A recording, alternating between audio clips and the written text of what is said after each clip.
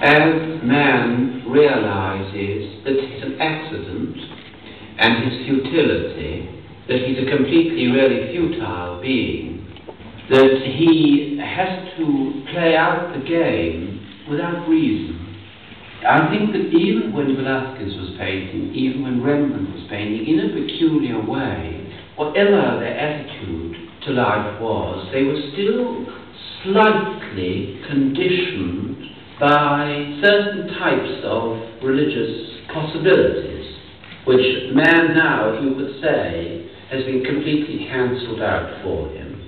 Now, of course, man can only attempt to make something very, very positive by trying to beguile himself for a time by the way he behaves, by prolonging possibly his life, by buying a kind of immortality through the doctors. You see, painting has now become, or all art has now become, completely a game by which man distracts himself. You may say it has always been like that, but now it's entirely a game.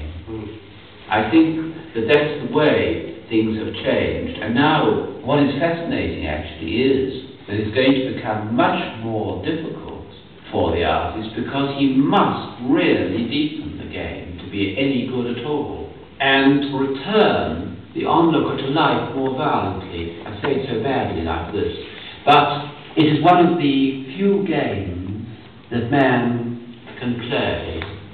Is there any sort of rational explanation of the iconography? People have tried to find explanations. No. None at all? None. In fact, did it change a lot during the course of doing it?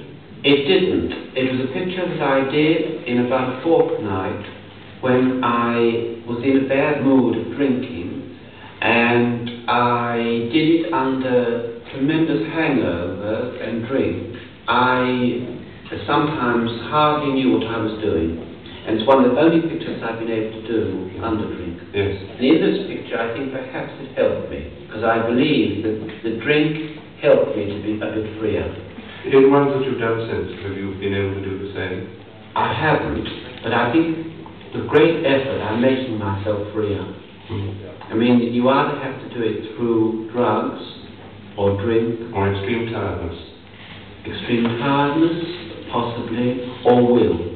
Yes. So the will to make oneself completely free. Will is the wrong word, because in the end you could call it despair, because it really comes out of absolute feeling of it's impossible to do these things, so I may as well just do anything. And out of this anything, one sees what happens. It's a picture I've been always haunted by. I think it's, to me, one of the greatest portraits that's ever been made.